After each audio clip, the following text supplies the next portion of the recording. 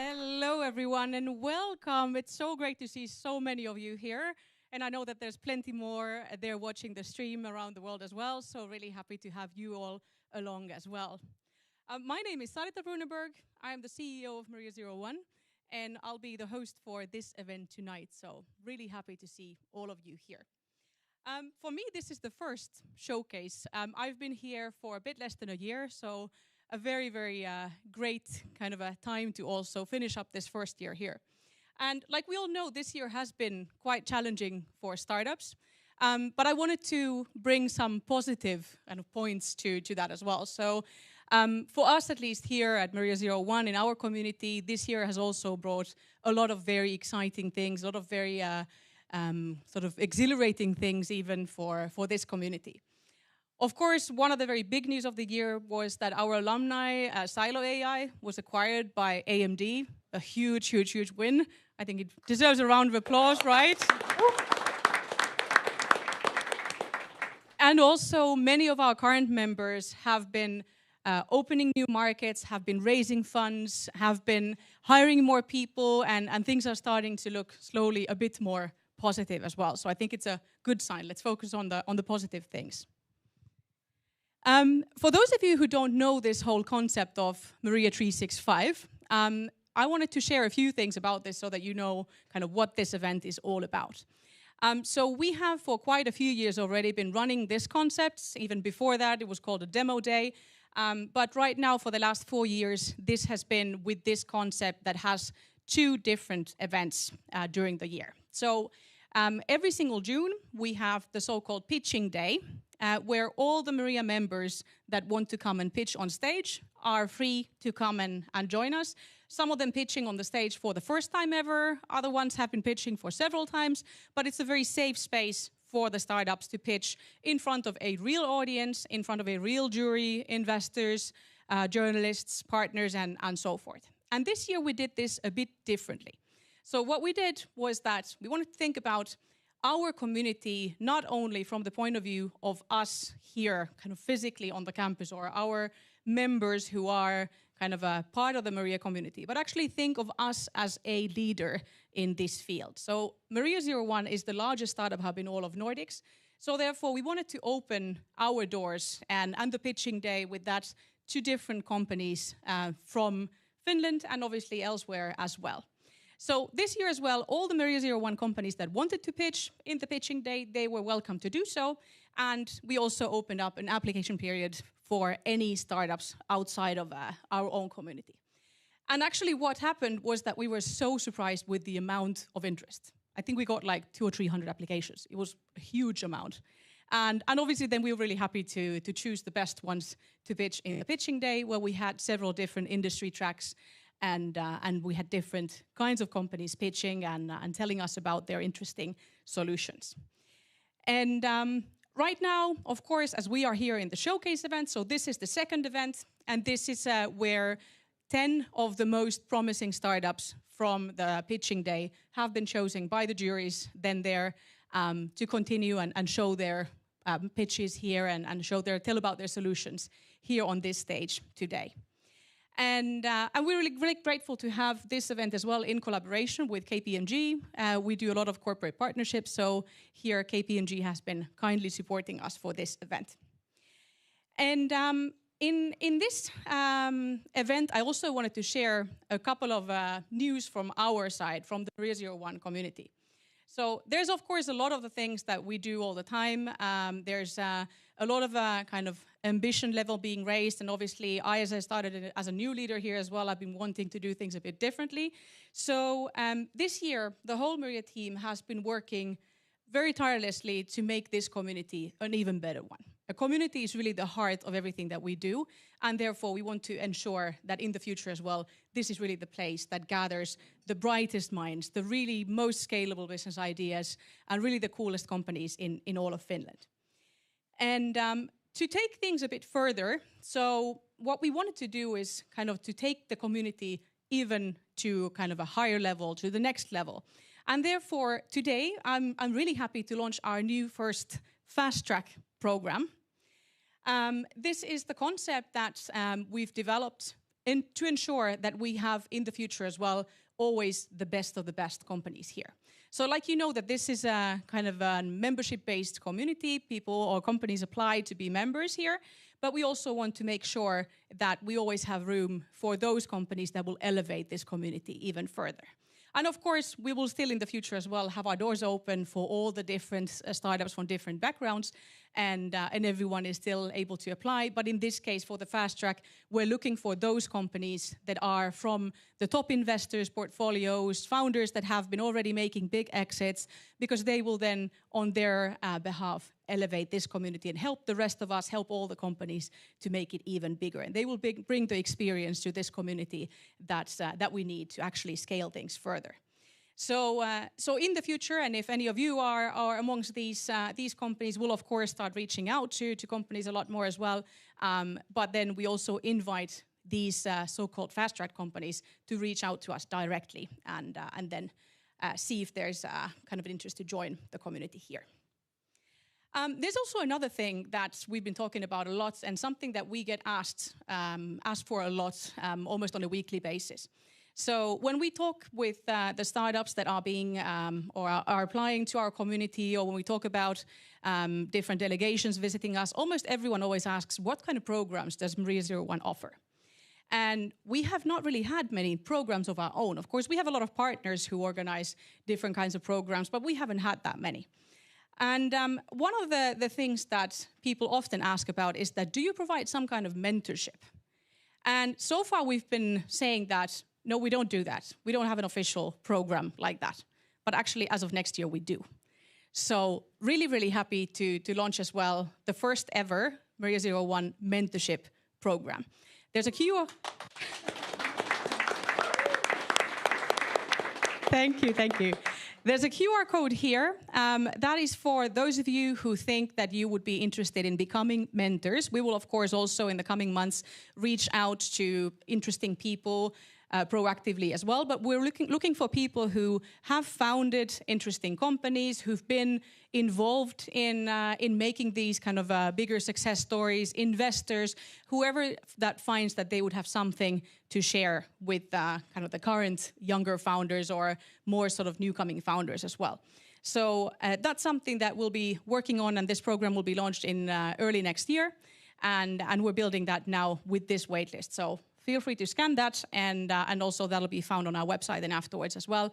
But really happy to hear from all of you who are interested in that. All right, but now, so that I don't stand up here and talk the whole evening, so I would actually like to invite our jury on stage and present yourself before we let the startups jump on stage. Welcome.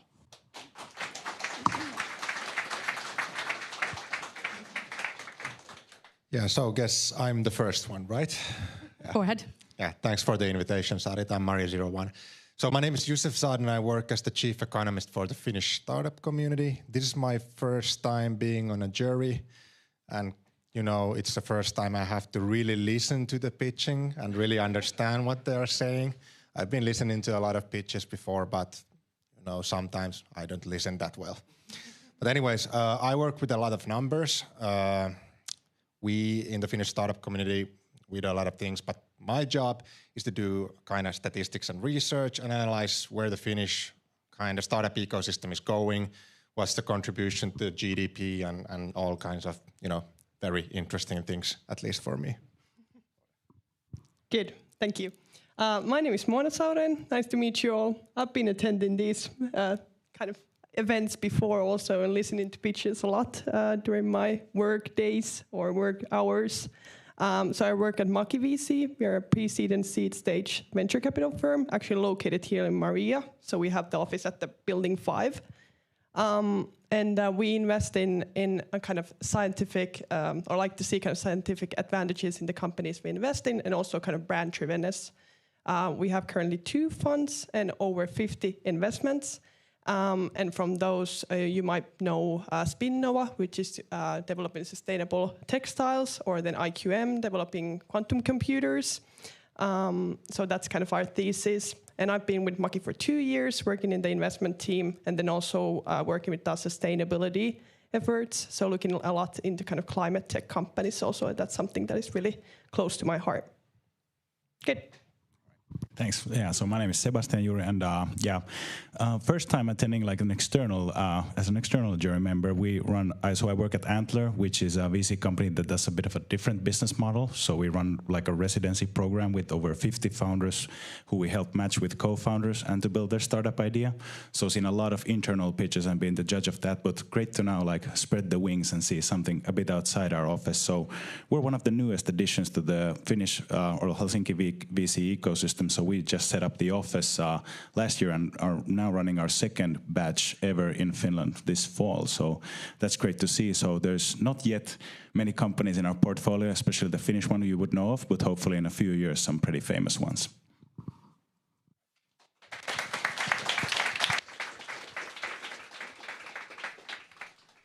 All right, thank you to our jury members, and now it's then go time. So we have 10 amazing startups here pitching tonight, and then after each one, the jury will have the chance to ask questions. And if the rest of you have any questions, so then I'm sure that the startups will be here still after the session as well. But let's kind of go through the pitches first. So without further ado, first up, we have a very, very interesting solution for parents to prepare for childbirth, labor, and those challenging first weeks of parenthood. So let's welcome Natal Mind and their medical lead, Aura Pyykönen, on stage. Welcome.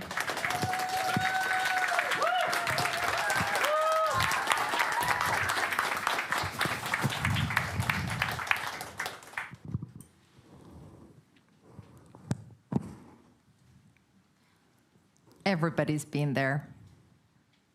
All of us were born. Some of us are parents. Personally, I'm a mother of 3. But also I'm an obstetrician gynecologist, and I have been there. I know the care is broken. This is a very tangible problem in the labor room, but more widely, it's increasing stress, anxiety, and depression. A burden to the health and well-being of everybody, including the offspring, and a huge cost to society, $50 billion in the US alone. We are here to solve this, embracing the core elements of our renowned maternity care. We are, after all, the happiest nation on the planet, and we have the best maternity care in the world. We do this with a mobile application, more specifically Natal, a personalized, non-judging AI coach, a doula and a midwife supporting both parents on their journey to parenthood. Emotions are at the core of our solution. We use a unique psychological coaching method to harness the non-medical pain management tools, increasing resilience and trust. And while doing this, we gain a highly valuable data set of emotions during this transformational period in a person's life. Thus far, we've been granted $700K public funding to make Natal Mind into a reality. We have developed a fully functioning prototype, and we're running a clinical trial with this. And to validate the need, we promised an increased and improved childbirth experience, and we had 140 women registering on the first day with this premise. And what we see with the very preliminary data is a 25% decrease in cesarean section rates among the users of Natal Mind. Not yet statistically significant, but for an obstetrician, a highly exciting finding. To take us on the next level, we've partnered with major universities in South Africa, and together with them, we're taking Natal Mind to the global south. This is how we become a business. Going to the market as and validating product with consumers, where the competition is low at childbirth and where we also can have the biggest impact. And while doing this, we're actively pursuing a medical device status, giving us a unique advantage on the market. This is an ecosystem. We can provide value and gain value from players in these massive markets. A big impact needs a substantial team, and this is what we most certainly have in place. Right now, all of you have the opportunity to join this amazing journey. Thank you.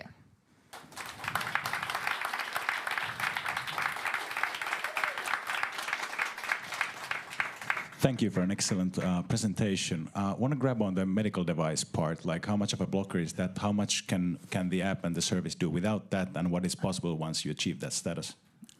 What is possible after we achieve that status is a lot. We can access a wider payer and partnering pool, but we can absolutely do everything even before that, because what we're promising currently is an improved childbirth experience, which is per se not a medical claim. Of course, in the future, we'd like to claim that we prevent postpartum depression, but we'd get there with the validation. And to be more precise, we're doing the validation primarily with FDA because that's a more straightforward process, and we can do the 510K because there is already existing solution for that. Hey, Mona. I don't know, they muted the mic for you. No, yes. Hi, Aura. Yeah. So just great pitch. Thank you so much for that one, and really clear one. Maybe a question on I was besides you when you got the results from the Caesar. I was so jumping, excited to tell you. I was so excited about that. What do you believe that you need to have as kind of a rate of improvement for you to get into the hospitals? What do they want to see from your this one? The hospitals would like to see this one. This is dollars. This is billions of dollars. But which is, of course, we need to have bigger numbers, and that's what we're going to South Africa for. Yeah, so also about the lower caesarean rate. So you need a bigger sample to study to get better numbers? Or we need a bigger sample to start with, but I'm still fingers crossed. I'm still hoping that once we have all the data in, we actually make this statistically significant already. This is a preliminary data of the trial, so not the final results. Because this is huge, I think, if you can prove that it's statistically significant. And also, I'm interested, like, what do you see in the future, like, for example, like, let's say, integrating new stuff to your app, or how it works? For example, data from Aura or something else. Is this going to happen? This is exactly, there it is. Yes. So it's not yet happening, but right now we've already in the trial, we're using activity bracelets C to match the emotion data to the physiological feedback. Very nice.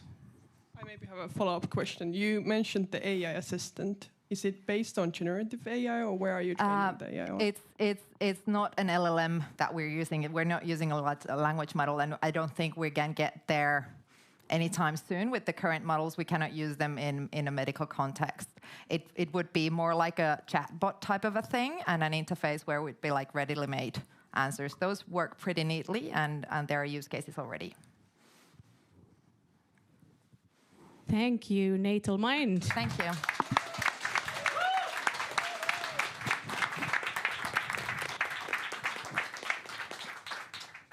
All right, so then let's continue with something many of us have for sure experienced with our older relatives. The need to ensure that our loved ones are being taken care of as well as possible when they no longer can take care of themselves. For this, Inlisol has developed a 24/7 monitoring solution. So welcome, Aki Nummela, founder of Inlisol.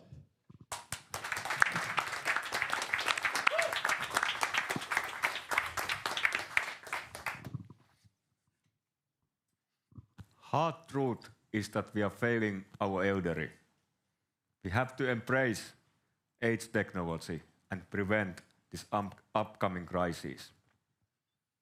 Everybody have a story, family member, relative, who fell down and wasn't out before the next day.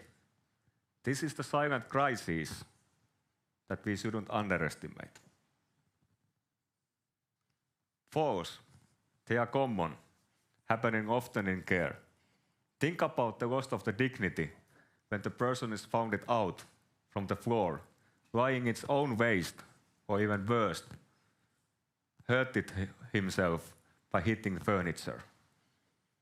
And there not has been any kind of remote solutions available to calling help.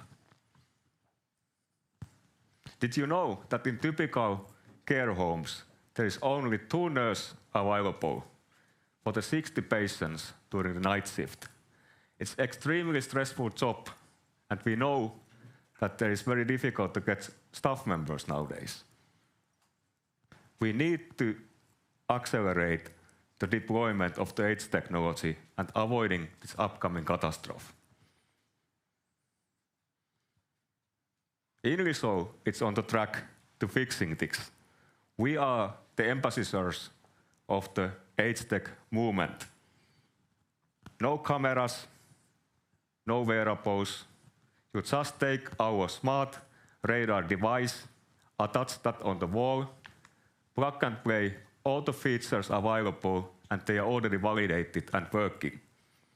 Attendo, the biggest healthcare provider in Nordics, is already on the way to deploying our solution. We completed the successful pilot with the Palvelukeskus Helsinki, and now we are figuring out together how we are integrating our solution as the part of the emergency calling services.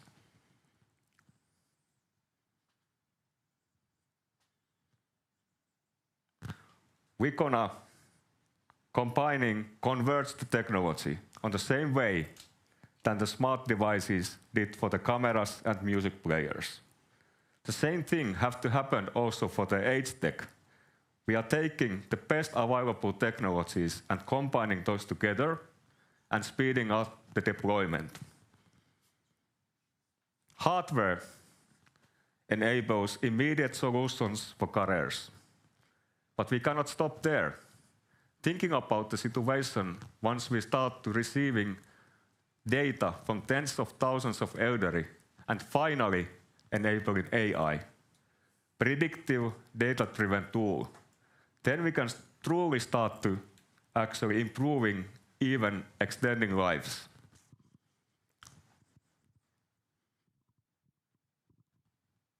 Thank you.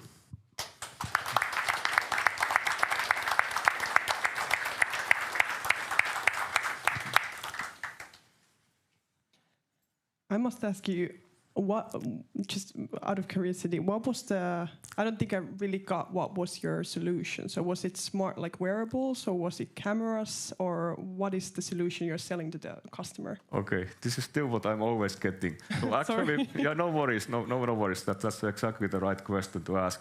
Today, we have a radar, high-frequency radar, which is kind of can be put on the wall, and with this one device, we are able to monitoring what's happening in the room.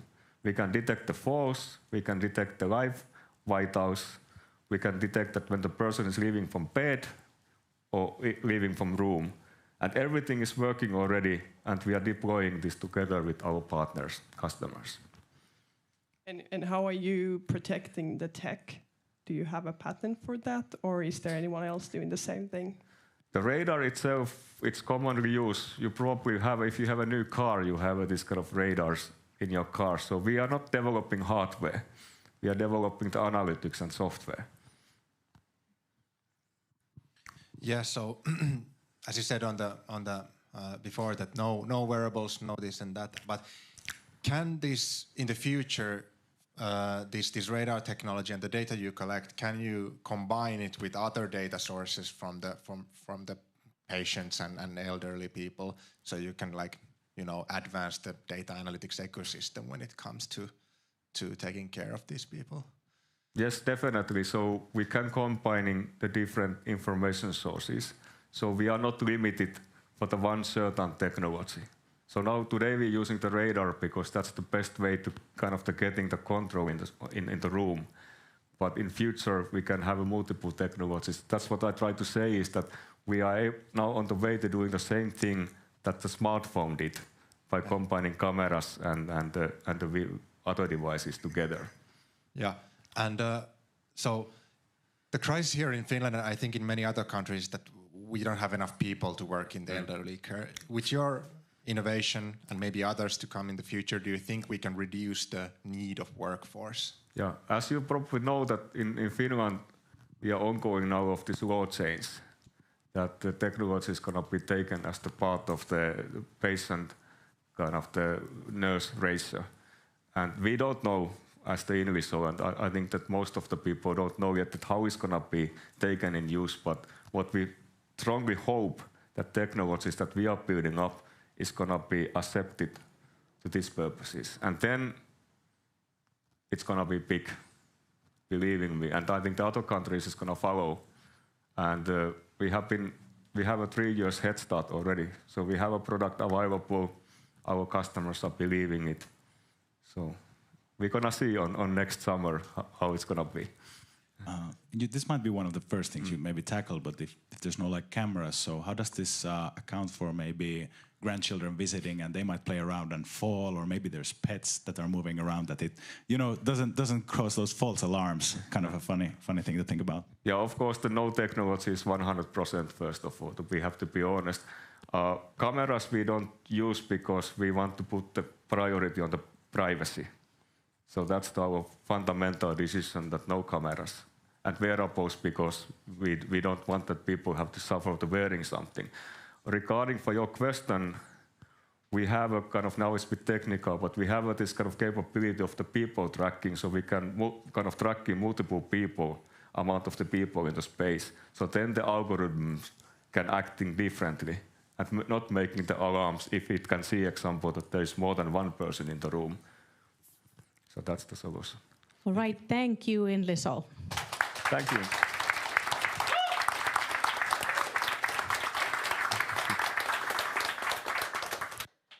All right, so then still talking a bit about cameras and stuff like that. So, of course, like we all know, so in the world of today, we are all being filmed more and more each day.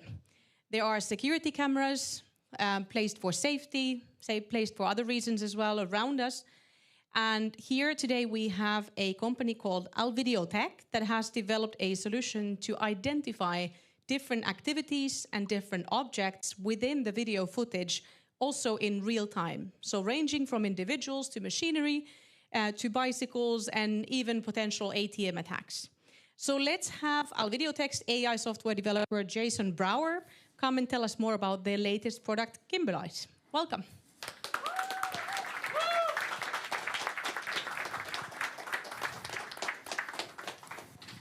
Hey, everybody.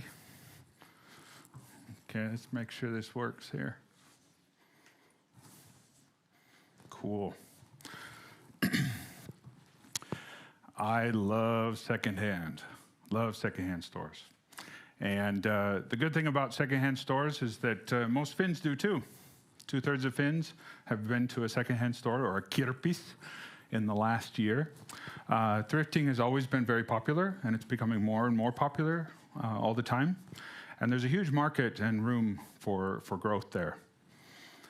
The bad thing is that these places have a very limited website, or no website at all. And this is because data entry is really, really difficult for them. Some of these places, like our first customer, they have 48,000 items coming into their system every month. That's insane. And we need to deal with that. Worst of all, the product theft runs rampant. It's crazy. It comes in different forms, but it goes crazy there. And we want to help solve that too. So we built Kimberlite. It's a tool where you give to this machine that we've built any object. It identifies it, tags it, and you just confirm the information and stick it online. It does it all for you, just in a couple seconds. It's pretty cool. It even prints the price tag for you, so you can put it out onto the floor of the secondhand store that you're at. It's pretty cool. Go next slide. There we go. Our profit works under this model. 15 cents goes to is how much we charge for the scans of each item. That's it. No commissions, none of that crap. Then we have 2 cents that goes to the thrift stores, so they make profit off of that right away. And Kimberlite gets 13 cents out of that. So basically, we're very different from these other tools like Vinted and Vähenkäytetty, which also went bankrupt because it doesn't work. So we're different than that because we're a B2B company. We work with the local stores. We want to embrace them and help them grow. And that's important to us. We are growing. We just got our second customer today. which is pretty cool. Thank you. It's pretty cool. And we're finalizing some design things. We're working with the sales aspect of everything and pushing forward there. And we hope to be profitable 2025 Q2. All we need is 1 or 2 stores a month. This is our team. 3 of us are developers, totaling over 50 years of experience in AI and software development. And Andri, she's here. She's our CEO, and she has a PhD in ICT. Yeah, we're all about growth. We've got 125,000 now. We've got another 125,000 on the way, and we're looking for 250,000. Our numbers guy probably likes this side. All right. Thanks a lot, guys. I hope you like it.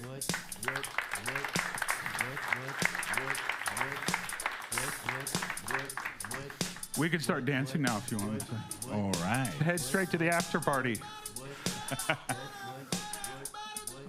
All right. All right. Thank you for the excellent I was presentation. hoping you would dance at this point, but not enough drinks yet. all right. All right, but thanks for the presentation. So curious, maybe I don't know if I fully understood it, but you provide a web shop for the kind of like the physical kirpis, and their website. Yeah, and the website, and that's where I can put my stuff. But is that absolutely necessary? What if I want to, sell something I own purely online? Is that at all possible through the with our tool, as of yet, no. We're trying to find a cool way to digitalize the most undigitalized thing I can imagine. So that's what I'm after. I have an experience of working with digitalization. For example, I worked with Industry Hack, which you might know, where we worked with big industries trying to solve big problems. Now I want to find the little guys and help them lift up in cool ways. And so we're using all of our experience with AI, as you heard with the different projects we worked with before, to create this product. And we're moving forward with that. Does that answer your question? Cool beans. Have you developed the tech yourself? Oh, yeah. You have? Yeah. Because I'm thinking you could use this in other industries also. Oh, yeah. You see where we're going with this. Did you notice the product is 360 scanned? Isn't that cool? We had a way to actually, with just a few clicks, turn it into 3D objects. They're like, ooh, we could augment this. We could sell this to other places. Because the product is sold after 1 or 2 weeks. Then the data is ours. Ooh. Yeah, money, right? And how accurate is the tech? How kind of, actually when you put a bottle there, how it's pretty good. likely does it know that it's bottle? Yeah, can I quote this one?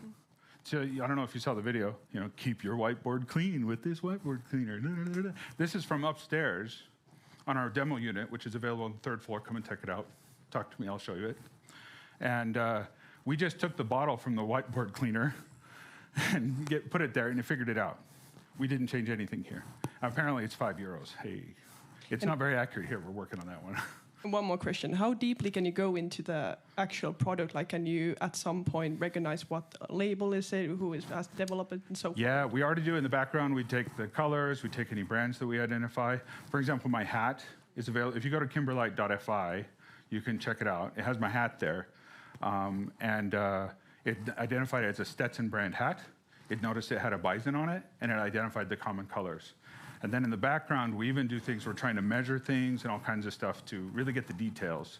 And that makes it so that finding it in search or SEO and so forth, makes it much easier. Really cool. Thanks. Yeah, I was also wondering about how accurate it is. For example, if you present it like a really old or weird object, how does it work? Have you tested it with a really hard? Come upstairs, 3rd floor. I want you to throw everything at it. I really want. What's really cool about this model, you know how feedback loops work with AI. This is the feedback loop. Isn't that cool? Yeah. So people are reviewing, like, no, that's not quite right. It should be like this, right? And then we save all that and feed back into more and more accurate AI using our own AI, which is pretty cool. That's super great. Also, a short question about the markets of kirpis. So how well are they? How common is it, like outside of Finland? Very common. We were really ashamed with the numbers. They were too big, 380 billion worldwide for secondhand, and that's only counting things like clothing. And we're doing product as well, clothing and product. So it's an insane market. It's just very untapped. That's great. Thanks. I know, it is great. Thank you. Thank you, Alvidio Tech.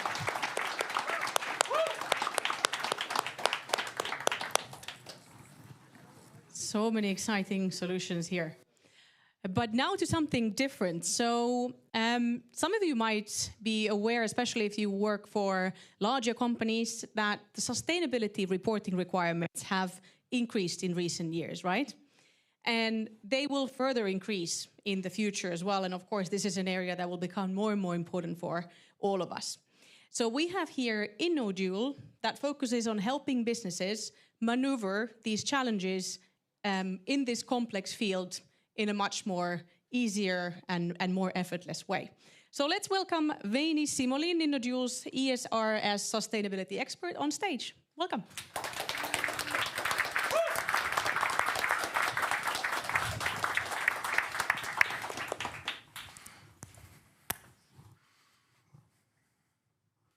Hi, everybody.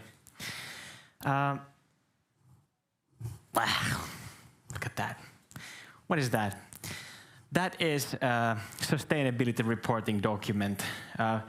In the coming years, thousands of companies in the EU are going to start getting these from their biggest customers, saying that, hey, we are really trying to be sustainable. Please help us in our sustainability reporting efforts and fill out this document or lose our business, basically. And the CEO of the receiving company is going to feel a bit like this. Oh my God, I'm going to spend so much time and money filling out this document, and what does it even get me? Nothing. Why is my customer doing this? Is it because they are suddenly all about sustainability? Well, no, it's because of these guys. Some of you probably know that the EU implemented a law requiring the biggest companies in the EU to start reporting on sustainability. 50,000 are going to start reporting in 25 or 26, and that means that eventually 7 million companies, over 7 million companies in the EU are going to start reporting in one way or another. So what do we then do about this, all of this horribleness? The current solution is labor-intensive, expensive consultant work, and data prioritization for those processes are really unreliable.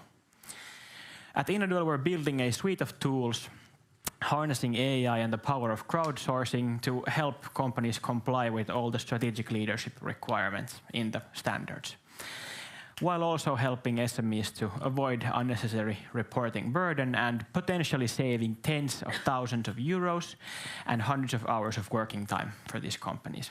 Our solution is easy to implement, no complicated integration or stuff like that. Our process is already trusted by amazing customers, and now we're building a scalable digital version of it to bring it to hopefully every company in the EU. And every company in the EU makes a pretty big market. The ESG reporting software market is projected to hit 2.5 to 5 billion euros by 2030. And actually right now the sustainability consulting market is at 12.9 billion. And we kind of we believe that a lot of that consultant stuff is unnecessary. So we want to slash that and bring that over to the other side to get our SaaS business rolling. And here's our team right now. I have a deep understanding of the sustainability standards. My father, where are you? Yeah, he's a visionary and business expert, and we also have a lovely CTO, Mahdi, who is an expert in modern technologies and SaaS solutions.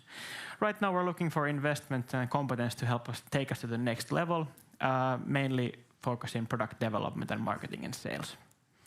So join us and disrupt the ESG reporting industry. Thank you.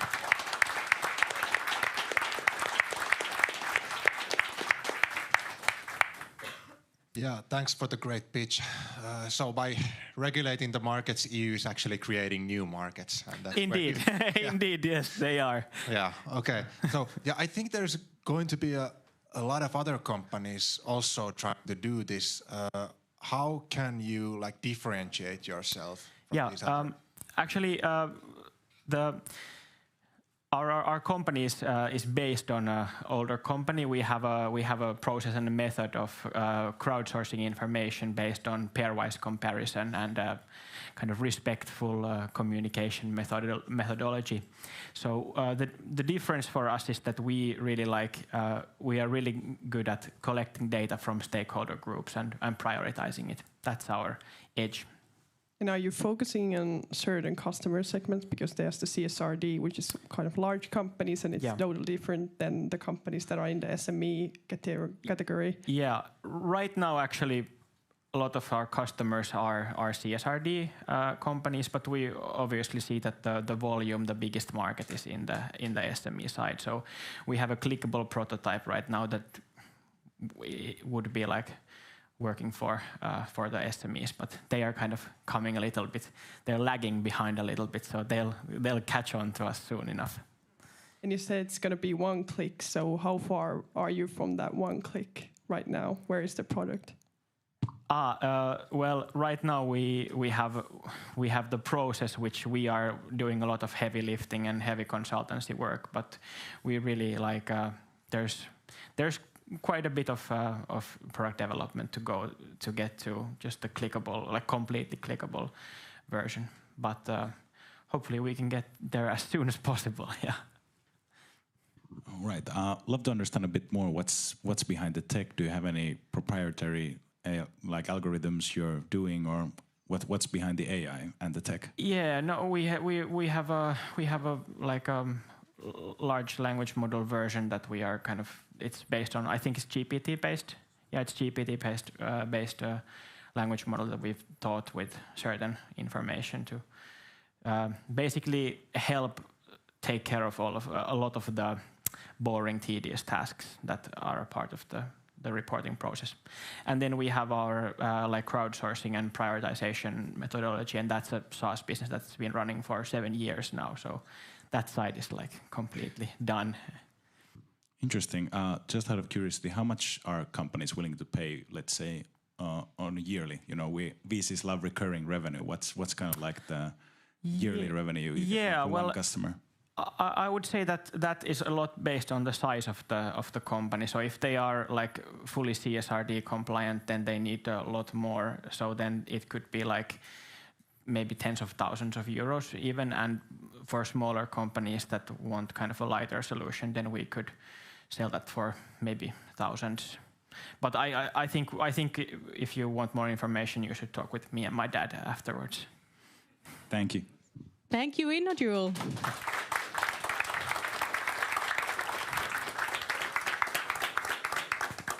All right, so now that we're talking about making things more understandable, making them easier, so we actually have a company here that really takes things that are invisible to the naked eye and makes them visible in a very revolutionary way. So let's hear more about them. Welcome Angeli Kumarielieva from Imen on stage. Welcome. Thank you. Good to be here. My name is Angeli, and I'm the business developer of Imen. We have created the next generation software-enabled miniature microscope. So the challenges that we're facing today is that microscopes tend to be big and bulky, which means that they're not portable, and you can't place them inside incubators, which can be a challenge if you are a researcher that wants to look at live cell imaging. They also tend to be expensive, meaning that they're inaccessible to low-income countries. And actually, did you know that up to 47% of the world population has little to no access to medical diagnostic tools? And here is our solution. Actually, you can see it over here. A portable and affordable microscope that's capable of non-invasive live cell imaging. And yes, it really means that you can observe transparent samples. It's fully digital, meaning that we can generate vast amounts of data. And I'll just show you here an example use case. Here, the researcher was interested in observing, okay, imagine that. Okay, so this is supposed to be a video. So imagine the cells moving towards each other. So the researcher wanted to see how the cells move toward each other. And if you wanted to do this manually, it would take you over 8 hours. We can do this in under an hour, fully automated, no one having to rush in and out of the lab. That's in the past. And this is just an image of our proof of concept device inside the incubator. All of this is possible thanks to the software algorithm invented in Tampere University in 2022. I just want to mention that we are entering an already large market that we think we can grow further by providing a scalable solution on the market. Our business model will revolve both around the hardware and the software sales. And we are planning on entering first the academic research market, simply because we want to avoid the regulatory hurdles around the medical diagnostics. Our project roadmap looks like this. We are an R2B project funded by Business Finland, and our proof of concept device was piloted the first time before the summer. We're hoping to run a second round of pilots, and hopefully we'll spin out in January 2025. This is our wonderful team. I'm joined by Igor Shevkunov, who is a senior researcher at Tampere University. Abdullah is a full-stack developer who's helping us on the side of software things, and I come from previously pharmaceutical consulting.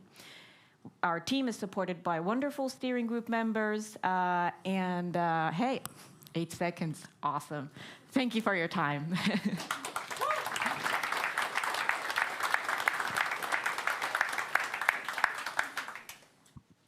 Hi, Anjali. Great pitch. Thank you so much. Maybe a question on what is the prime. I'm not that into understand medtech that well and don't look at the cases that well. But what would be the primary use of this? Your microscope. Who will be the paying kind of customer at the end? Right. So at the university level, it would be individual labs. Because we're pricing it below the tendering requirements, it means that you don't... So if you wanted to buy an expensive microscope, you have to get all these other people in, and it's a long process, and then you might get or might not get it. This is priced so that everyone can buy one. Individual researchers, individual labs. This opens up a whole different side of market for us. So not the university, individual researchers. People have actually shown interest in aquaculture and mining, which was very interesting. But that's not something that we're doing right now. But yeah. Okay, so I was thinking that in how many cases you can replace an ordinary microscope? So if you have, let's say you get 100 samples to analyze, how many times you can use your product? So this is an add-on to an existing incubator. So we're not replacing other regular microscopes. We're just doing something that you weren't able to do up until now. You could, if you were a pharmaceutical company and you can afford all the money in the world, you could buy massive machines to do live cell imaging for you. But in universities, that's not the case. But for the pharmaceuticals, we have a different use case. There, as you can imagine, with academic institutions, they're generating, again, loads of data. We want to train algorithms for image analysis that we can then further sell to the side of pharmaceuticals because they're interested in the data. Thanks. Yeah. Thank you. Thanks for the excellent presentation.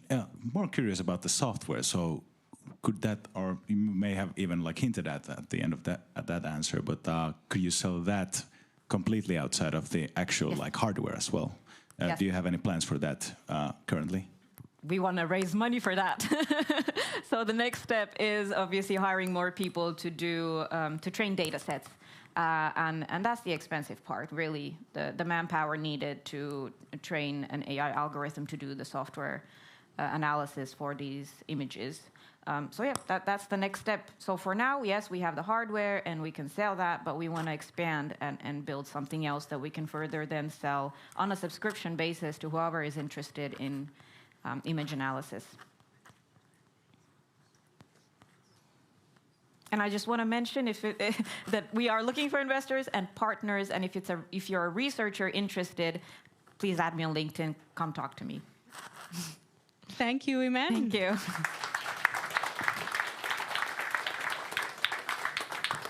All right, this evening is going past very quickly. We're halfway through already. Now, the next company coming on stage is helping with understanding the small details that unlock new growth, and they help businesses discover new revenue streams using AI. So let's welcome Navaia's Managing Director and Partner, Saila Syrjäsuo, on stage.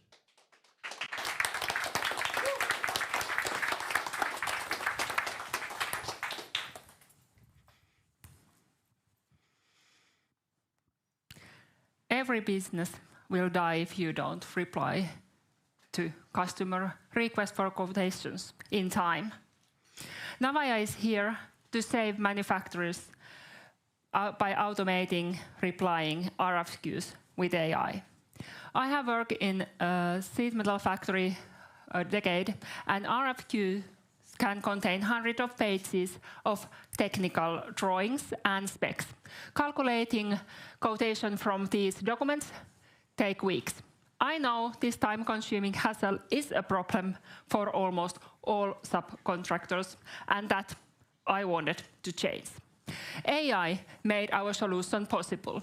We developed software that reads technical drawings and text documents, analyze them with AI, and produce cost calculation, or even ready-to-send quote.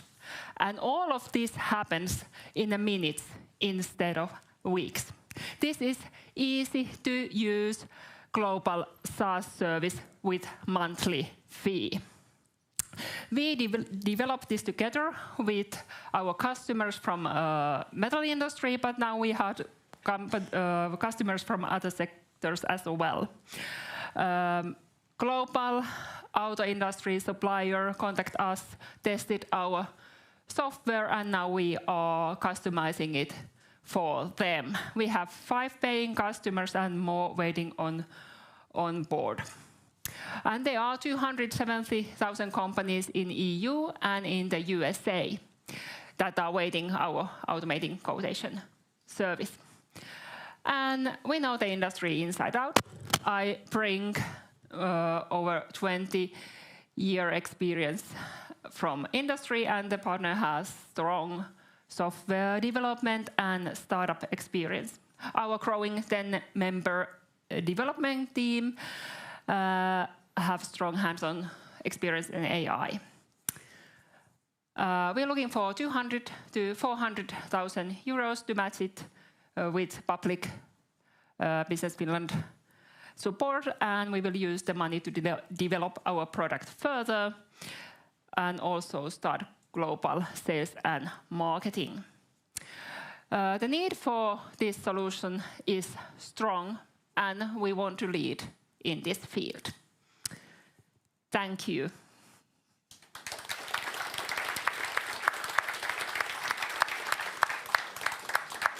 Thank you for the excellent presentation.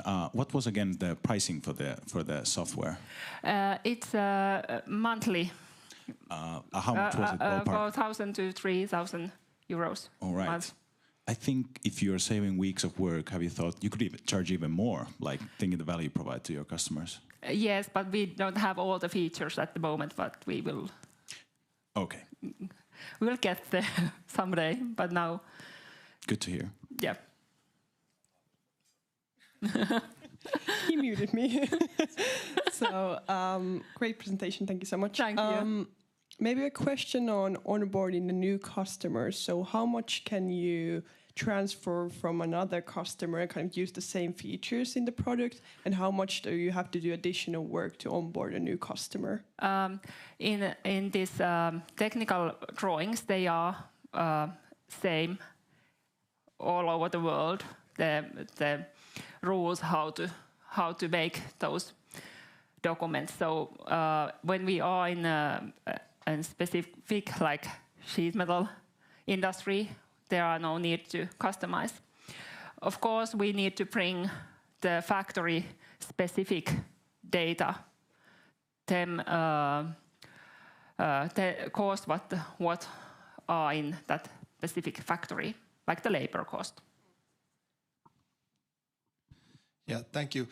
So I'm not really familiar with how this, all of this works. So when you get these kind of technical drawings and the data that you feed to your system, do you usually get them as like a PDF form or pictures or even papers? Yeah, they are PDFs. And yes, we are printing them out because it's easier to look all the details from the paper than from the screen. And it's okay. This is embarrassing, but I have to say that I have been counting holes and bendings from those documents, and all the colleagues are doing the same in every companies, and that I want to change. Nobody need to counting those things that machine can do. And how accurately currently your system can make the whole process? How many mistakes does it make, for example, for 100 quotations that you need to make? Are they always like made in a right way? Well, the documents are they can be very simple, or they can be very complicated. So there are, of course, different between the results of those. But we are getting this software better and better all the time. Great, thanks. Thank you. Thank you, Navaia.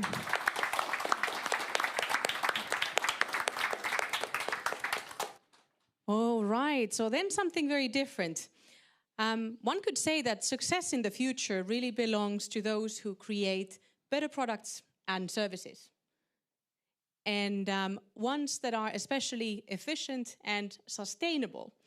And our member Aircohol is a very good example of this. So let's have their bioprocess specialist, João Salazar, to come and tell us more. Welcome.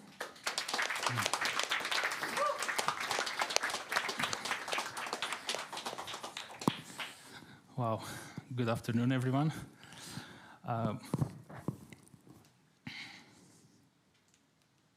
Okay, good afternoon, everyone. My name is João Salazar, and my company is Aircohol. Aircohol addresses a problem, which is CO2 emissions, and we focus particularly on the alcohol industry.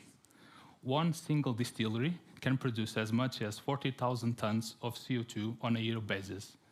This is a huge problem because of their 2030 net zero promises, which ultimately can result in millions of euros spent on carbon taxes. Aircohol offers a solution to these companies, and that solution can be summarized in three simple steps. We capture that CO2, we convert that CO2 to biomass, and we use our process to produce alcohol from that biomass. If our technology is applied throughout the alcohol industry, we can potentially save as much as 170 million tons of CO2. As of today, we have successfully conducted a pilot scale study where we have our technology deployed in Fiskars Brewery. We have actively captured CO2 and we have transformed it to alcohol products. With these samples, we have initiated very significant discussions with some of the global alcohol giants, which allow us to take our discussions from NDAs to letters of intent and now to contract researchers. We have validated our business model and we intend to do it on licensing model, so to speak, where the alcohol companies will pay the costs of acquisition and the costs of operation, and alcohol revenue will come from royalties. Today, we are seeking for 1.2 million euros in funding, which would allow us to take our technology from a startup to a scale-up, effectively capturing thousands of kilos of CO2 and producing thousands of liters of alcohol. We have been gathering a lot of attention here in Finland and a little bit across Europe as well. We have a fantastic team that combines academic researchers with engineers and finances. Our goal is that one day people around the world will raise their glasses and toast "Cheers, Planet." Thank you.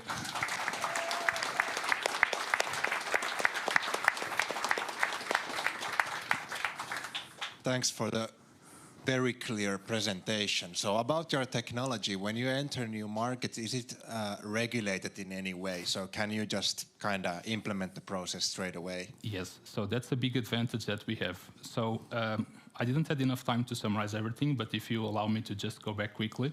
So Aircohol uses, we actually have patents on our process and on our technology. So we have a bioreactor and we use a plant-based microorganism to capture CO2. This microorganism is food approved in Europe and in America and in Asia. So our process can be deployed through distilleries worldwide already, as we are today. Yeah, that's what we are doing. Yeah. This is happening in Fiskars. If you guys have the chance to go, it's a lovely village. Yeah. So another question about the process: is it energy heavy? Does it take a lot of energy to do this process? Yeah, I'm not going to lie to you. Yes, similar to other single-cell agriculture processes that are now coming based on process such as how do you call it, like precision fermentation, so alternative proteins and other things. This process is energy intensive. Yes. I've actually been in Fiskars and seen your machine. It's all right, cool. Quite something. Maybe a question on the kind of target market and the customers. So how saturated is the kind of distillery market? Are you targeting kind of Fiskars like small distilleries, or are you going with the bigger ones? What is the kind of roadmap looking Yeah, there? so given the scale of the amount of CO2 that large distilleries have to fix, having one or two of these facilities as our customer in our portfolio, so to speak, it will be very significant and more than plenty for us. But our technology has the potential to be integrated in small-scale distilleries and breweries throughout the world. So it's just a matter of the economy of scale, so to speak. All right. If I understood correctly, the end product that ends up on the shelves is kind of under your own brand. So what's your distribution strategy there? We are actually not going towards that model. So we offer technology to the companies.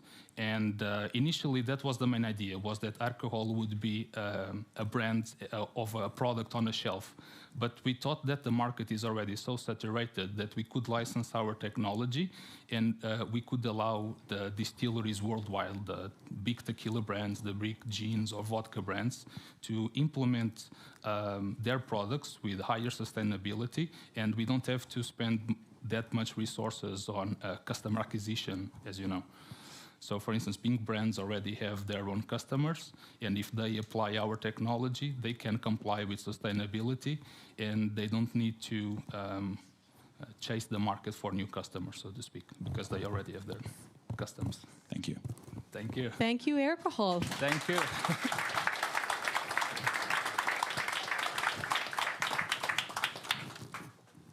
All right, then continuing with something still related to this sustainable world. So even in this current digital world that we live in, we still need to move from one place to another. And transportation is obviously a very daily part of our lives. There's plenty of electric vehicles, obviously, that are really key to us moving around, but their infrastructure really lacks user focus, a bit like mobile phones before iPhone. And we have Emabler here that is going to change all that. So welcome on stage, Ville Parviainen, CEO and co-founder of Emabler.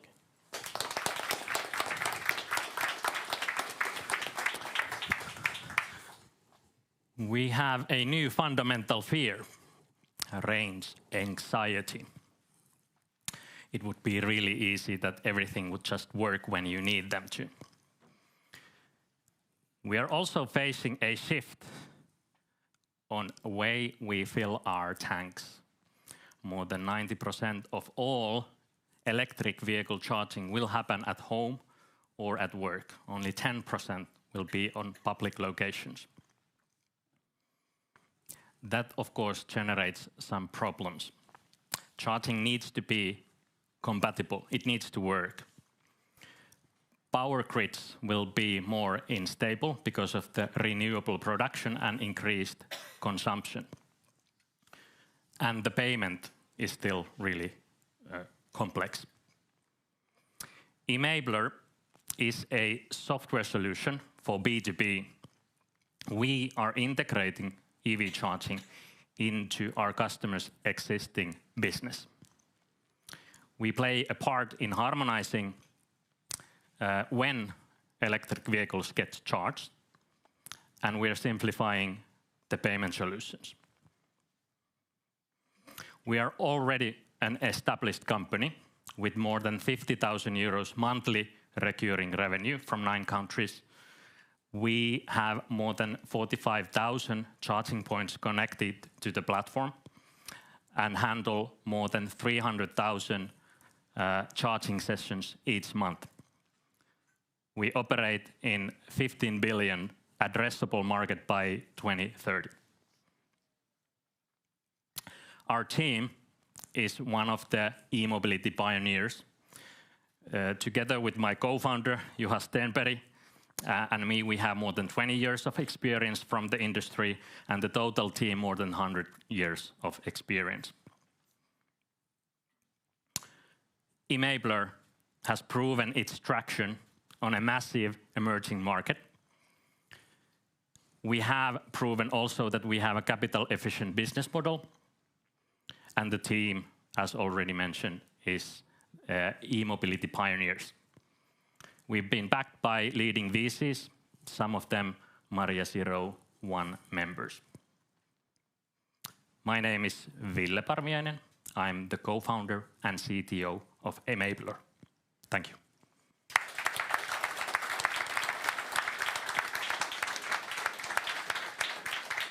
Thank you for the excellent presentation. I'd love to understand the product a bit further. Is it, if I had an electric vehicle, would I need an app on my phone that makes it easier for me to charge, or is this something integrated into the kind of like charging stations? No, we are a SaaS platform. So our customers are the ones that you as an EV driver would be seeing. In here, Helsinki area, there's one energy company, for example, which you would be using. But then there's an Emabler on the background, enabling that. And just to understand, what is their interest in getting kind of onboarding you as a... We don't want to own their customers. Their customer is theirs. They will probably sell energy to them already. On the other businesses, there might be like a commercial chain of shops that would be selling milk to you. But incorporating EV charging to that existing business is what we do. So as a driver, you said that most of the charging will happen at home or for example at work, but do you see in the future like when charging gets probably quicker? I mean, it will most likely, the technology will improve and then we can charge it also like a gasoline car. But when we talk about this, like charging your car on the road, what would be your customers then? Like, can you implement your technology, for example, to these ordinary gas stations, and so how does it exactly work? Yeah, so if you would have, let's say you have already a gas station that you operate and you want to put EV charging there, you have existing payment methods how you pay for the gas, we will bring the EV chargers to part of that payment ecosystem or business ecosystem. Any apps you might already have, we bring EV chargers into that ecosystem. And what about the competition? Are there other companies doing this exact same thing? Generally, our competition has started to build everything. So they want to own also the end users. So it's EV charging only ecosystem. So we have been focusing this from the integration aspect. So we don't want to own your customer. Okay, thank you. Thank you. Thank you, Emabler.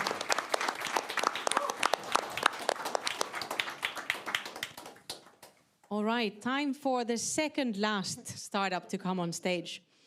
Like you all know, so in Finland, we've been big on gaming for many, many years.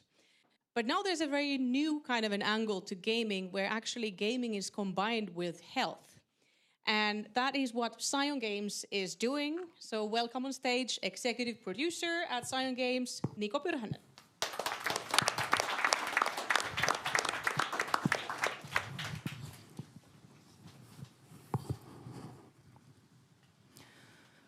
The fact is that you might be sick and you don't even know about it.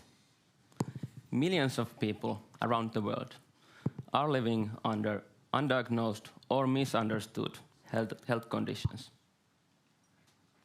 The problem is that pharma and health industry puts billions of euros on communication that is unengaging, inefficient, just doesn't work, doesn't reach people, doesn't drive real behavior change.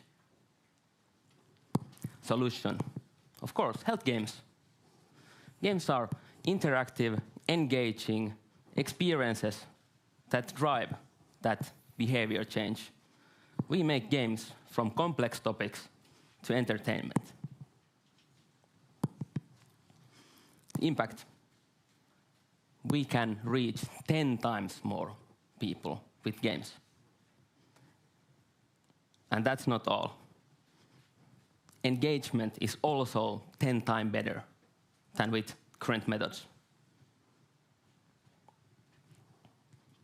And by the way, we have scientific and commercial results from that.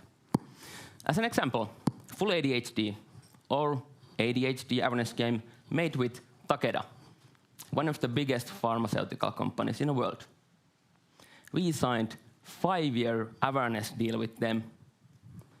That's longest awareness deal ever made in any therapy area, ever. Here's the footage from the game, so you know what I'm talking about. You play as a Eetu, experience it. How does it feel if you have ADHD?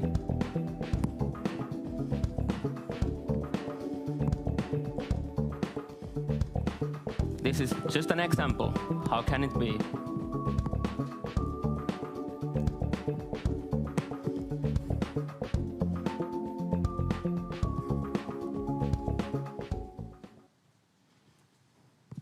So yeah, and we are already profitable. Here's our clients and partners, pretty big ones. And now we are raising 2.5 million to scale. We want to boost our sales, focus on marketing, reach more pharma, health industry, reach everyone. And of course, productions, R&D, make it big. The vision is to improve the health of 1 billion people by 2030 through games for awareness, not only awareness, also diagnosis and therapy. Thank you.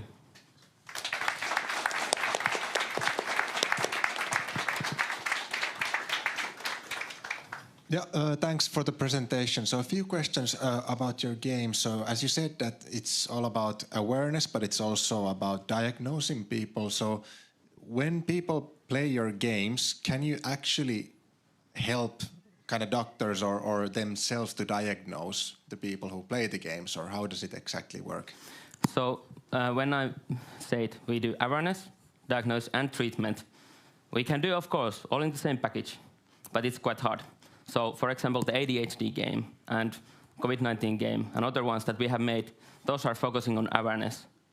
But when people know more about health issues, of course, they can search for treatment. Okay, thank you. And how many people are currently playing your games? Do you have numbers? How much have you distributed your games? From 100,000 to 200,000. It depends the game production. And how the business model works is that we launch pilot in one country, and then we scale it country by country. Okay, great, thank you. At what stage of the treatment is this game provided to the customers, or how do they end up in the, or is it just randomly they end up to playing the game and then they get diagnosed and then they get kind of directed to the hospital? How does the business model look from that side of view? Yeah, so if we're talking about the ADHD game, the players can be anyone. And we run campaigns to raise awareness about health issues, raise awareness about vaccines or ADHD or mental health issues. It can be anything. And are the kind of your therapeutic companies or whoever you're working with, are they paying customers? Or Yes. Yeah. So it's a B2B2C. Okay. Yeah. That's And, great. Yeah. Great. I think innovation in a way, kind of spreading awareness, but then also doing it in a fun way. Thank you. And games are premium games. that users don't need to pay at all. At least I personally hate the games full of ads and microtransactions. We don't have those. Yeah, great. Thank you for the presentation. Love to hear a bit more about the kind of retention, like amount of downloads and how many people have played, but do they keep on playing, or does it take 8 hours to finish and then they never pick up the game again, or how are the analytics in that part? It depends how is the production. So for example, ADHD game, it's 1 hour long visual novel. And already in the first chapter, the players get to know more about ADHD and understands, so that we can already then say that now this person should understand about ADHD. What is it? How does it affect your life? And so on. But usually players end up getting hooked and playing the whole game through.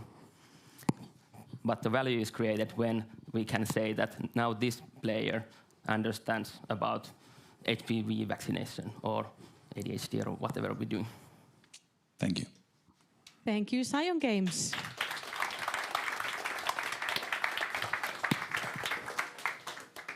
All right, so time for the very last startup of tonight. I don't know about you, but I think time has been passing really, really quickly. Right now, we're going to end on a very high note.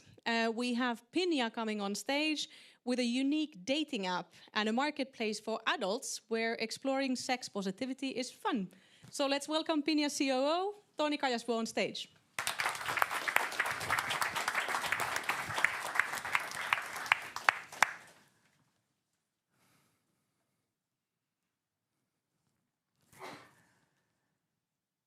You cannot decide about your sexuality. But now there's one way that you can explore it and decide it yourself. What do I mean? I'm going to give you a story I found from Reddit. Here's Richard. Now, Richard is a typical middle-aged guy, 2 kids, just got divorced. And now Richard is on that situation in his life that he wants to explore his sexuality.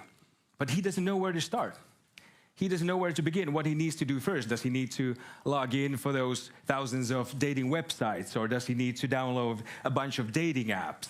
Or does he need to go to that singles party he was told to? He doesn't know what he needs to do first. What we think, what Richard really needs, is a place to explore his needs and desires, right? Now, all around the world, people are waking up to the fact that you can actually choose about your own sexuality. I mean, come on, for God's sake, there's some apps about it which are great. We love them. They're very good tools of creating connections and making intimacy happen. But sexuality is much more than this. It can be boudoir shows, toys for adults, parties for adults. Now, how do we bridge the gap between all of this and make it to a working ecosystem? Ladies and gentlemen, the answer is Pinea. We are a dating app in a marketplace where you can explore new connections, new people, new events, new products, new services, and earning Pineas on the side. Users earn Pineas so they can use Pineas. They can use them, for example, a party. And then when you go to that party, you make more connections. And when you make more connections, we give you more Pineas. And when you get more Pineas, you can get to more parties and meet more people. And when you meet more people, we can give you more Pineas, and you want more, more, more, more. Are you getting this? Applaud if you're getting this. So it's good. Okay. Now, also, by the way, we take 20% commission in transactions. Now, who's behind this? Meet the family. Now, tonight, I could leave you with some facts about how this is relevant right now, why we should really follow this trend, but I'm going to leave you with 2 numbers. Now, for example, the global online dating market is worth 3.15 billion euros approximately at the moment. For example, the global adult toy industry is worth 30 billion euros approximately at the moment. Now, here is our ask. We need this to help us to be a top provider in this market. And when we get to be a top provider in this market, well, you do the math. Thank you very much.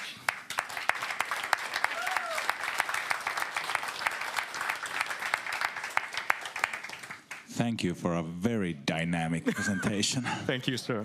So about consumer apps, so often they're very tricky, but you can get started with going after a very specific niche. So I'd love to hear, is there like an ideal user or customer profile, age, demographic that you're kind of going after right now? Do you have a thesis for who would love to pick this up and start using it right away? That's a very good question. Actually, the demographic you just saw was basically Richard. We aim to these very typical user bases that are in typical places in life that you find yourself wanting to explore yourself more.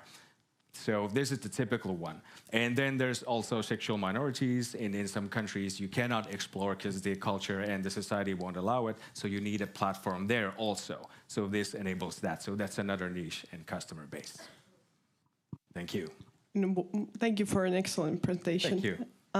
So what is the kind of main channel of acquiring customers? What have you planned? And where are you with the current customers? Is the app ready already? Is someone using it? Or is it still in development? Yes, good question. So the app is developed, but we're, of course, there's a version. The marketplace is maybe a month away that we can launch the actual marketplace, which allows us to get B2B customers and partnerships. That's the other side. But the dating aspect, we already launched in about a year ago, and we've had a user base for active users for like 500 or so. So there's two types of customer bases, and we approach the B2B side by contacting them, of course, but the dating side is just basic sales and marketing, like other dating apps. So. And how are you protecting for the dating side? Because I imagine like the idea is also to keep it kind of anonymous or not people knowing that you are in the platform because you want to kind of explore your sexuality. You're talking about safety features. Yeah. Well, Google is responsible for us to meeting up with the ISO regulations, so we got that covered. And also in the future, Google is going to be responsible for the daily content, for managing that and making sure it's safe and on our guidelines, which are also in our page guidelines where users can go and see what is a content that we actually want to use in our app. My question is more on the users of the app. We don't have time for that, but I'll give you the question. Okay. Yeah, we can continue. We'll get back to that later. Yeah, thanks for the fun presentation. So kind of also gamifying your sexual exploration or whatnot. So you can earn Pineas and you can use Pineas to buy stuff or enter venues or so. Also, you can buy Pineas. I think that's how you monetize it, right? Yes. So how does it exactly work? Well, you can earn Pineas by doing basic. We want to encourage users to do different stuff, like pictures, communicate, send messages. We're going to reward you with Pineas. And you can use those Pineas, for example, to get a 10% discount of a certain product or get a discount of a certain ticket to an event and then utilize it that way. Great. So also to making your, okay, we are really over time, but making this another one we can get back to. So making this big, for example, I think places like Berlin, how can you get like, I don't know, because it's a community, you need to get businesses on board, you need to get venues on board. How you approach those customers? Actually, we've already been in contact, for example, Britain, and they're very open-minded. Quick word about traction. 3 out of 4 partners are interested already, for example, in Britain, to be our service providers there. So the interest is there. We just need to keep the communication open. Great, thanks. Thank you very much. Thank you, Pinea. Thank you.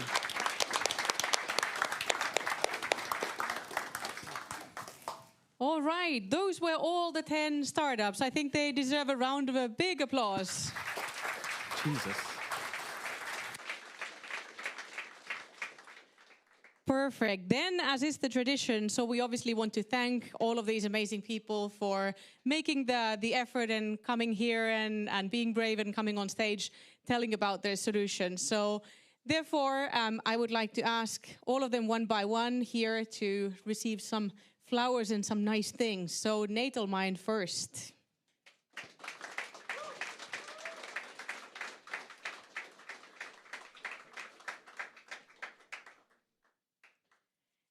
Then we have Inlisol.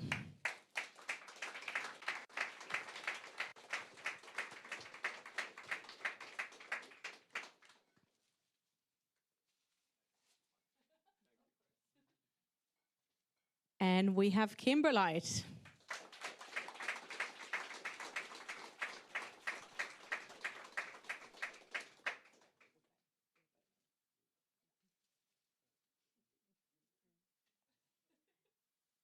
And next up is Innoduel.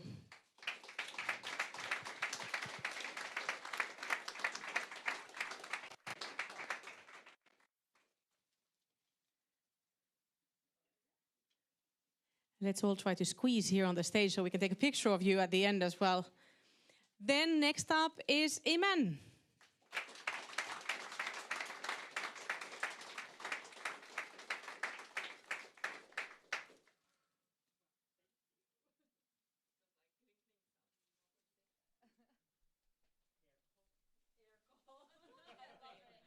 And next up is Navaia.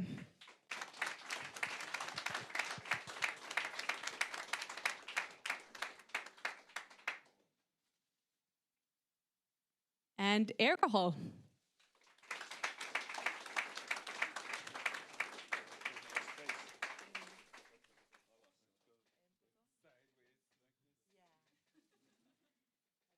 Then Emabler.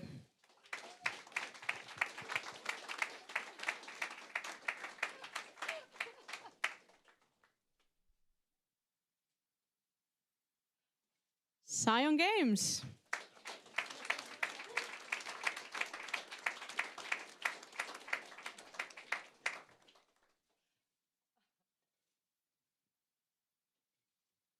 And last but not least, Pinea.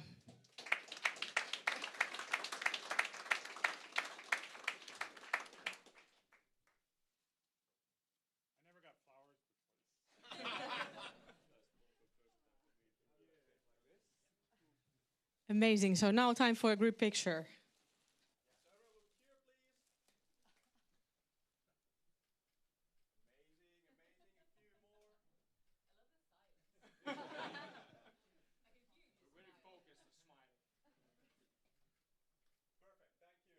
Perfect. And before you head out, don't head out just yet. Can I also ask the jury to join on stage as well? So Sebastian, Mona, and Youssef, you'll also get your own bouquets.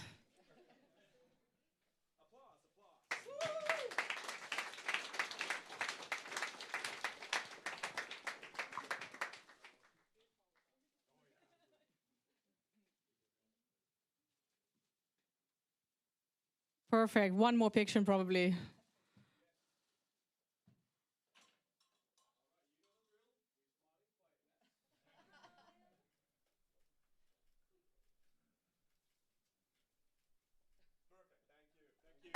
Perfect. Thank you, everyone.